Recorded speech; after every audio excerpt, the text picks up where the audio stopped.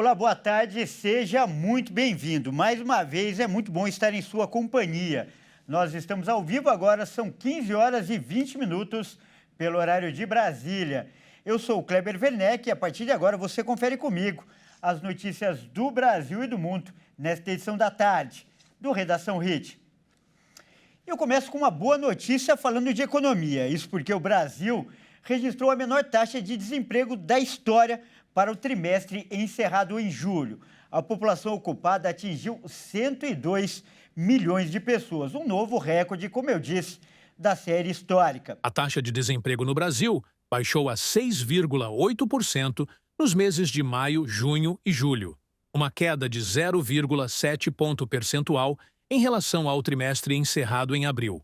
O resultado é o menor para o período da série histórica iniciada em 2012.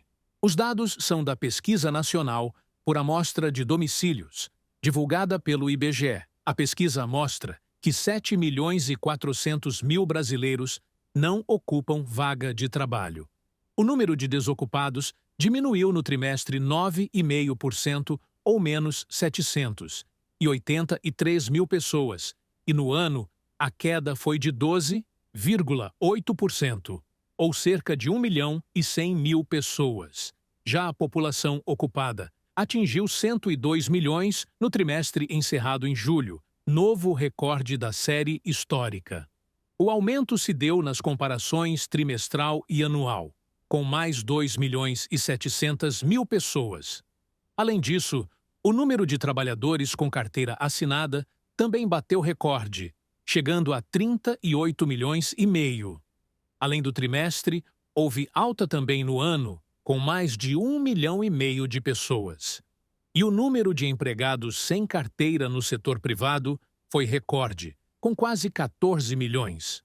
No ano, o número subiu com mais 689 mil pessoas. Olha, e para falar mais sobre esse assunto, nós vamos conversar agora com um especialista.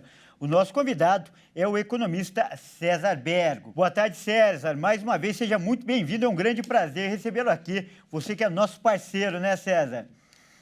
A grande satisfação, Kleber, estar com vocês aí. Estou à disposição. E, César, primeiro, então, eu peço que você explique aí essa queda na taxa de desemprego. O que está por trás desses números na sua avaliação? Olha, o crescimento econômico que está acontecendo em 2024 vem surpreendendo. No mês de junho, o IBC-BR mostrou um crescimento de 1,4%. Isso reflete, obviamente, no mercado de trabalho que já vinha mostrando uma boa recuperação. Você tem um dado importante, porque desde 2015, com aquela recessão, nós não atingimos esse patamar de desemprego. E também a série histórica, começada em 2012. Então, é um número muito positivo, sobretudo o que vem surpreendendo, como a gente viu no primeiro semestre, o setor de serviços, que vem atendendo a esse crescimento, a esse chamado. Também tem um fator importantíssimo, que é a questão da renda do trabalhador, que melhorou também. Então, esse contexto de mercado de trabalho é muito positivo e a tendência é que para os próximos meses melhore, viu, Kleber? Olha, boa aí, né? Otimista a sua resposta, porque ainda tem muita gente que procura emprego, apesar desses números, né, César? Então eu te pergunto, essas oportunidades de trabalho, elas abrangem tanto a mão de obra qualificada, aquelas pessoas que têm estudo, como os trabalhadores que não têm essa qualificação específica? Essas oportunidades têm sido democráticas, César? Olha, o governo tem investido muito na formação do trabalhador, né? A gente tem visto através das entidades privadas também, como o Sebrae, também investindo nessa qualificação. Mas o número mostra que a qualificação não é muito alta. Então, são empregos realmente que exigem baixa qualificação e isso faz com que a quantidade aumente. Agora, um fator importante, Kleber, é que as pessoas estão procurando melhores postos de trabalho. Então, por isso que a renda vem subindo. Porque agora já chegou naquela fase de que eu não aceito qualquer emprego. Então, eu vou agora me colocar melhor, mesmo que eu não tenha uma boa qualificação, que é fundamental para o trabalhador. Então, é importante que ele invista nisso, porque a gente está vendo que o mercado de trabalho está mudando, cada dia está mais exigente com relação às novas tecnologias. Agora, não tenha dúvida de que o grande crescimento hoje é em função do comércio e do consumo que cresceram. Então, são postos de trabalho com menos qualificação e assim você tem uma quantidade enorme de pessoas chegando ao mercado de trabalho, viu, Kleber? Olha, boa essa dica que você deu. Você já tinha falado, né, do setor de serviços. Então, peço que você fale aí mais detalhadamente, até, mais uma vez, eu digo para a pessoa que nos assiste. Quais são os setores e os ramos que estão se destacando? Onde estão, César, essas oportunidades de emprego? Olha, normalmente está acontecendo não só no comércio, mas daqueles serviços à família, cabeleireiros, mecânicos, né? Aquela questão de indústria gráfica também. São pequenas funções nessas entidades, nessas empresas que vêm crescendo. Portanto, o microempreendedor individual também cresceu bastante e ele está contratando. Então, não tenha dúvida de que a microempresa e a empresa pequena são as maiores que contratam hoje. Então, as pessoas podem se preparar adequadamente, as ofertas de trabalho estão aumentando e assim as pessoas vão se colocando melhor dentro do mercado de trabalho, melhorando inclusive o seu salário e o seu rendimento, viu, Kleber? E por falar em contratação, César, nos próximos meses começa a contratação de trabalhadores temporários para o fim do ano, né? Para as festas e para o comércio, principalmente. Qual é a expectativa para esse ano, já que a gente vem desse bom número aí que a gente está comentando? Exato, Kleber. Para o ano, você tem o Dia das Mães, você tem o Dia das Crianças, você tem a Black Friday, né? Você tem o Natal. Então, a perspectiva é aumentar as ofertas de emprego, sim. Então, as pessoas devem ficar atentas. Teve o concurso público também, bastante geral, que vai absorver muita mão de obra. O setor público há muitos anos não faz concurso. Então, o país, no tocante ao mercado de trabalho, vem mostrando números bastante positivos. Isso vai ter um reflexo decisivo, porque quando você aumenta a massa de trabalhadores, você aumenta o consumo também, você aumenta a renda, melhora a qualidade de vida das famílias. Então, não tenha dúvida que isso é um grande propulsor do crescimento econômico que nós vamos ver no segundo semestre. Ora, nós tivemos o primeiro semestre muito positivo e a tendência é que ele melhore. Obviamente, nós temos aí no entrave, que é com relação à taxa de juros, mas me parece também que, nesse momento, a taxa de juros não está dando ou seja, não está prejudicando muito o mercado de trabalho. Então, a perspectiva com esses eventos que vão acontecer no segundo semestre é que o mercado de trabalho continue aquecido e assim as pessoas vão ter boas oportunidades de buscar postos de trabalho, viu, Kleber? Então, a você que está procurando emprego e nos assiste, fique atento, porque agora é a hora, segundo o nosso especialista aí, o César Bergo. Nós acabamos de conversar, né, com o economista César Bergo. César, mais uma vez, muito obrigado pela sua participação e hoje só com boas notícias. É muito bom, né, que as pessoas possam realmente ter um emprego, porque mais do que emprego, isso é cidadania, né? Então, eu realmente estou assim, desejando a elas muito sucesso nessas empreitadas e que consigam um posto de trabalho muito positivo para ajudar suas famílias. E um grande abraço, Kleber, estamos à disposição. Grande abraço e mais uma vez, muito obrigado. E olha só, a gente vai mudar de assunto agora para falar de um caso muito polêmico que aconteceu nos Estados Unidos. Olha só, a Justiça norte-americana inocentou ontem um homem que passou 34 anos preso injustamente. E ele foi condenado à prisão perpétua lá no Texas, mas acabou provando a inocência. Vamos ver. Em 1987, Benjamin Spencer foi condenado por um crime que não cometeu. Ele tinha 25 anos na época em que foi condenado à prisão perpétua, acusado de roubo qualificado e o assassinato de Jeffrey Young. Agora, passados 34 anos, a justiça o inocentou de acordo com dados mantidos pelo National Registry of Exonerations. Com a sentença, Spencer se tornou uma das 60 pessoas que mais tempo cumpriram de prisão antes de serem declaradas inocentes nos Estados Unidos. Embora não pudesse recuperar os anos perdidos na cadeia, Benjamin, agora com 59 anos, se disse feliz e que vai seguir em frente. A advogada de defesa, que trabalhou no caso de Spencer por mais de 20 anos, se emocionou com a decisão da justiça. Ela elogiou o promotor criminal do condado de Dallas por analisar seriamente evidências que haviam sido descreditadas previamente no caso. O promotor se disse aliviado e honrado por ajudar a corrigir uma injustiça. Segundo o promotor, testemunhas da acusação deram um testemunho falso e os promotores da época também não forneceram à defesa evidências que teriam excluído Spencer do crime, incluindo impressões digitais. A advogada de Spencer cita a legislação estadual, que daria ao homem o direito à indenização de cerca de $80 mil ou R$450 mil por cada ano que passou preso. Que coisa, né? Vamos falar então de outro caso internacional que também causou bastante polêmica. Lá na China, 2 passageiras de um avião trancaram um bebê, olha só, de apenas 1 ano de idade, no banheiro da aeronave. E a justificativa foi que a criança não parava de chorar. O choro de um bebê em local fechado pode ser bastante incômodo, mas, ainda assim, a atitude de 2 mulheres para se livrar do barulho incomodou muito mais as pessoas que acompanharam o tratamento dado à menina de 1 ano. O caso aconteceu durante um voo doméstico na China. Ao ouvir o choro incessante do bebê, 2 mulheres trancaram a criança no banheiro do avião. As passageiras alegaram que a medida foi para que ela não chorasse mais. Sem a dimensão do problema, elas compartilharam o vídeo do momento e a atitude adotada nas redes sociais chinesas com a intenção de mostrar o ato como um gesto para ajudar outros passageiros a bordo. Mas o vídeo causou indignação e viralizou, gerando muito debate em torno da questão. A presença e tratamento dado às crianças em espaços que atendam o grande público. As imagens as mostravam dentro de um banheiro trancado com a menina chorando.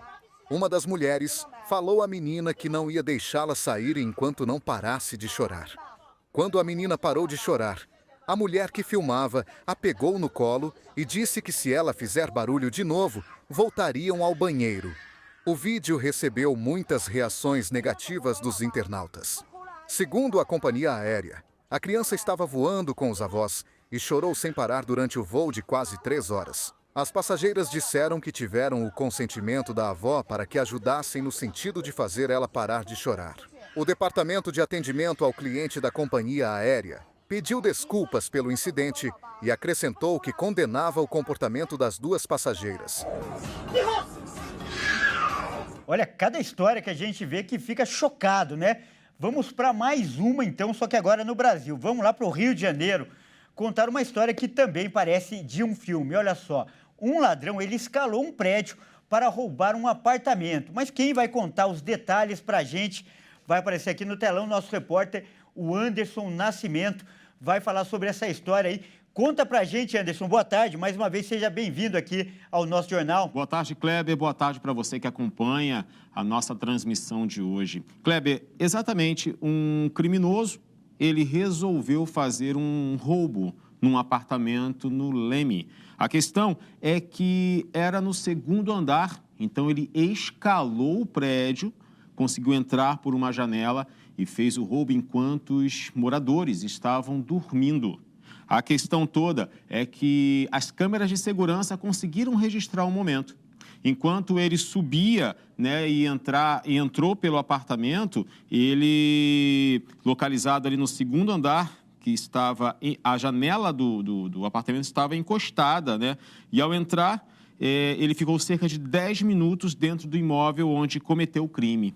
O casal que mora no apartamento estava em uma viagem quando tudo aconteceu. No entanto, 2 pessoas estavam presentes no local, mas na hora do ocorrido, eles estavam dormindo e não escutaram nenhum barulho. O furto só foi percebido na manhã seguinte, quando eles acordaram, porque eles foram procurar os celulares e viram que tinha sumido celular, 2 celulares, né, um notebook, dinheiro e também os documentos dos moradores. Kleber, o bandido agiu de forma muito rápida e quando ele saiu, ele ainda fechou a janela para ficar de forma bem sutil, né? A situação é que agora os moradores, eles estão temerosos, porque isso nunca aconteceu no edifício e eles não sabem mais se é um lugar seguro para morar depois do que ocorreu. É incrível, né, Kleber? Às vezes as pessoas deixam de morar em casas porque consideram prédios, apartamentos um pouco mais seguros pela dificuldade de algum criminoso chegar até lá. Mas agora a gente não tem nem essa garantia, né? Ele consegue escalar o prédio e acaba realizando o crime. Kleber, as investigações continuam, né, com a delegacia de polícia, onde foi registrado o caso. Os moradores vão precisar talvez acionar aquela vigilância privada, né, para conseguir ter um pouco de tranquilidade. Que coisa, né, Anderson? Realmente impressionante esse caso e que ousadia desse Homem-Aranha aí, não é verdade? Bom, e olha, daqui a pouco o Anderson volta com mais notícias lá do Rio de Janeiro. E agora é a hora da gente mostrar o que viralizou na internet. Vamos ver agora, então, os vídeos que são destaque nas redes sociais nesta sexta-feira. Olha só, o vídeo que nós vamos acompanhar agora para abrir essa sessão mostra uma mulher que ficou aí numa situação muito complicada. Ela ficou presa em um moedor de cana, olha só, e acabou sendo arremessada no chão. Esse caso aconteceu lá no Vietnã. Vamos ver. Na gravação, é possível notar o momento em que uma parte do casaco de uma mulher se prendeu a uma máquina de triturar cana-de-açúcar que estava girando. O aparelho foi capaz de enrolar a touca da jaqueta da vítima e, na sequência, arremessá-la no chão. Posteriormente, um homem que presenciou a cena percebeu o que estava acontecendo e desligou a máquina, evitando que algo pior talvez pudesse acontecer. Com certeza, ela tomou um grande susto e, graças a Deus, não sofreu nenhum ferimento. Meu Deus, quem podia imaginar que essa máquina era capaz de fazer uma coisa assim? Mas fica o alerta aí, uma máquina como essa precisa ter uma proteção, um isolamento, não é verdade? Olha, e vamos ver outro vídeo impressionante. Detentos estavam sendo escoltados pela polícia de um presídio para o outro e conseguiram escapar da viatura. Dá só uma olhada. As imagens impressionantes filmadas por um motorista mostram presos em fuga no meio de uma avenida saindo de uma viatura em Contagem, Minas Gerais. Os policiais vão atrás e fazem disparos para o alto. Os motoristas que estão parados no trânsito se assustam com a situação. A viatura levava os 2 presos da penitenciária de Três Corações para uma unidade prisional da região de Belo Horizonte. Os presos conseguiram serrar as grades da viatura, o que permitiu a fuga. Os 2 fugitivos foram capturados próximos ao local da fuga. Em outro vídeo, podemos ver um dos presos pulando o muro de uma casa. Ele chega a trocar de roupa para despistar os policiais, mas acabou detido. Olha, ainda bem que eles foram recapturados, não é mesmo? Mas fica aí o alerta também, um descuido enorme, não podia acontecer isso. E esses homens aí perigosos em fuga são capazes de qualquer coisa, ainda bem que nada de pior aconteceu. E olha só esse outro vídeo. Nos Estados Unidos, essa história é curiosa, né? Um avestruz, ele parou o trânsito de uma cidade. Teve motorista que até estacionou o carro ali no meio de uma avenida movimentada só para tirar uma selfie. Vamos ver. E uma cena inusitada deu o que falar na internet.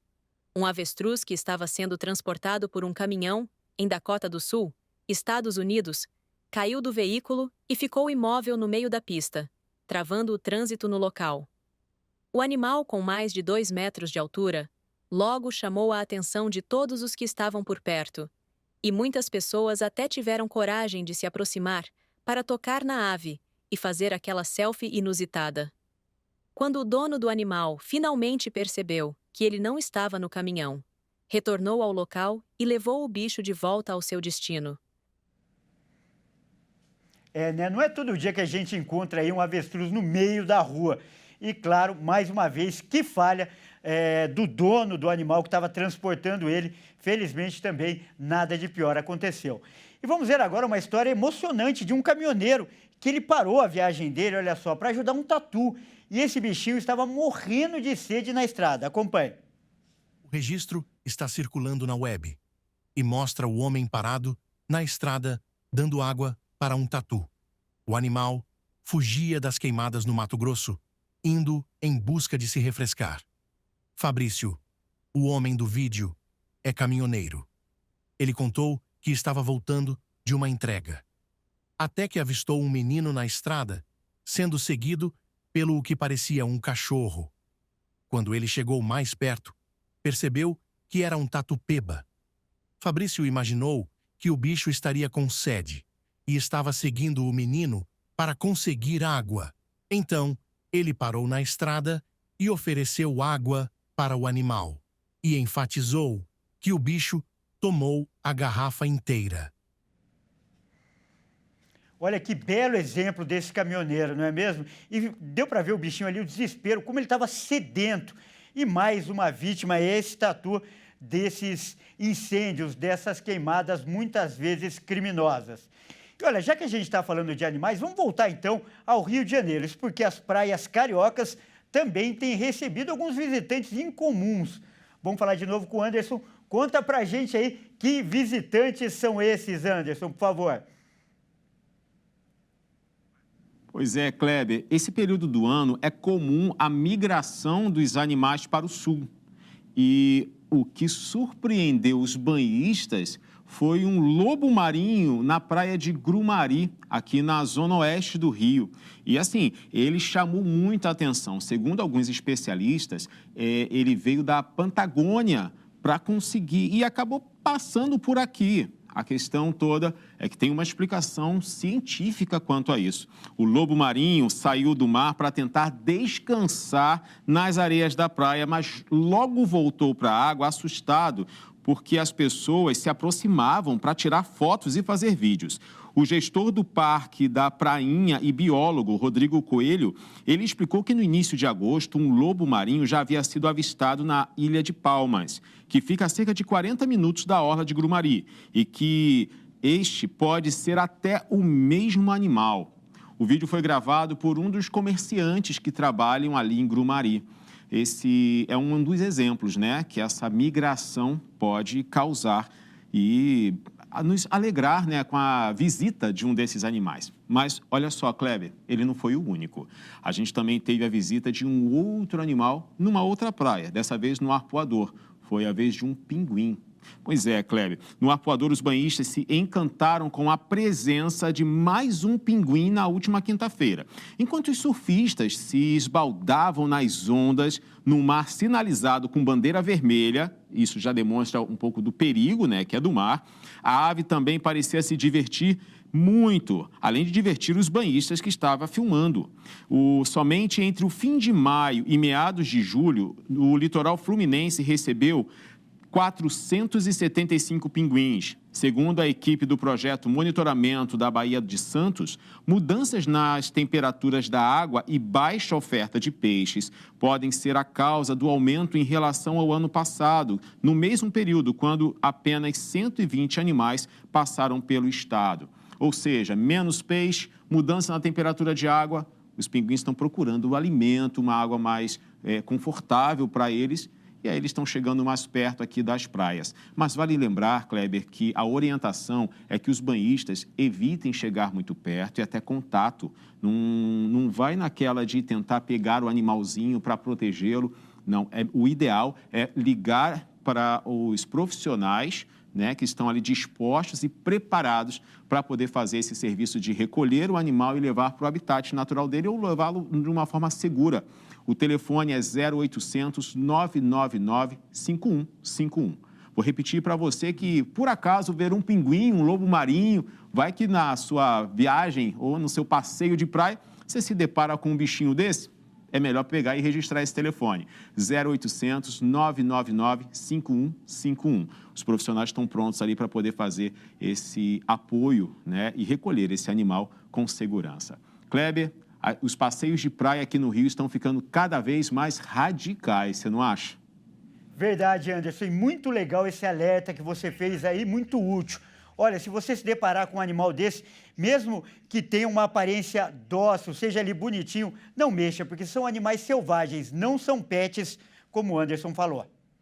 Bom, e a gente muda de assunto agora para falar de eleições 2024. Isso porque começou hoje, no rádio e na TV, a propaganda eleitoral gratuita. E até o dia 3 de outubro, a programação dos veículos tem horários reservados para que os candidatos a prefeito e também a vereador, eles apresentem as propostas de campanha. Vamos ver. O objetivo do horário eleitoral, que começou nesta sexta-feira no rádio e na televisão, é de veicular informações de candidatos aos cargos de prefeito e vereador ao primeiro turno das eleições municipais, que acontece no dia 6 de outubro em todo o país. Até o dia 3 de outubro, a programação dos veículos vai contar com horários reservados para que os políticos revelem seus planos de benfeitorias para cada cidade que representam. O horário eleitoral gratuito é dividido em blocos de 10 minutos, de segunda a sábado. No rádio, acontece entre as 7 e 7h10 da manhã e das 12 às 12h10. Já na TV, o primeiro horário vai da 1 a 1h10 da tarde e das 8h30 às 8h40 da noite. A publicidade dos vereadores será feita por meio de inserções, ou seja, aquele tempo no intervalo da programação dos veículos. O período de 70 minutos diários de divulgação vai ser dividido entre os candidatos às câmaras municipais, que vão ter 40% do tempo, e os prefeitos, que ficam com os outros 60%. As inserções serão veiculadas entre 5 da tarde e a meia-noite.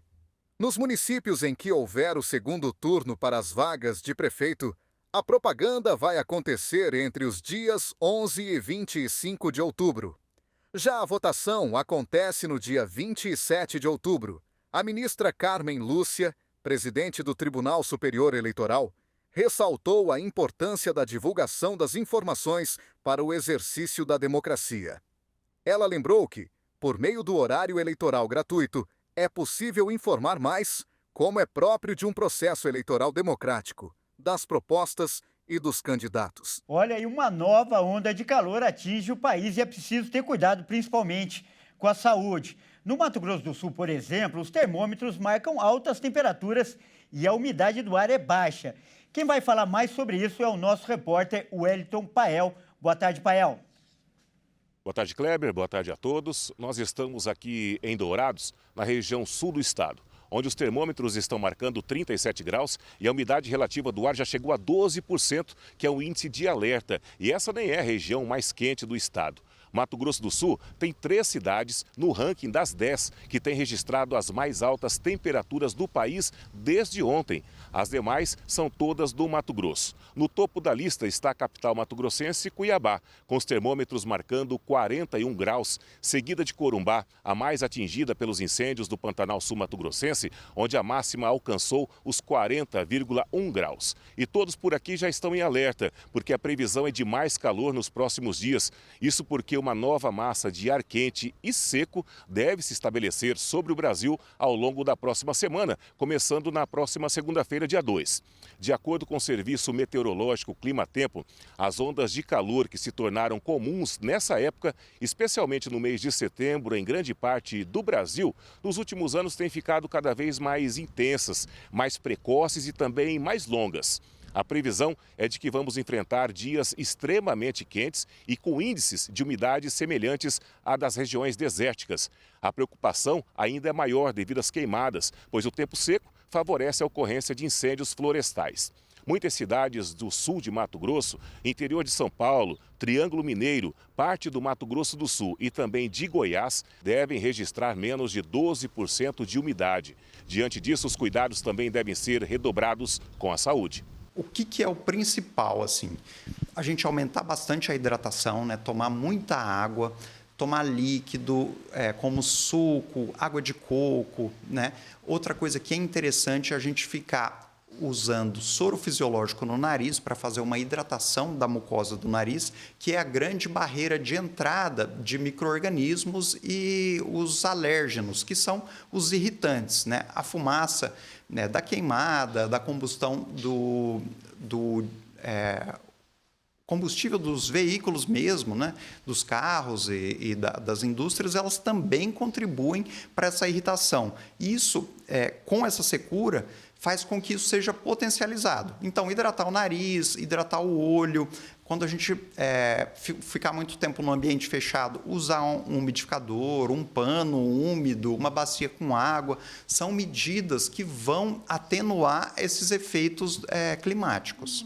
A previsão é de que a primeira frente fria de setembro chegue somente a partir do dia 19, reduzindo o calor em alguns estados brasileiros. A expectativa de chuva também é somente entre a segunda quinzena do mês e o início de outubro. É com você, Kleber.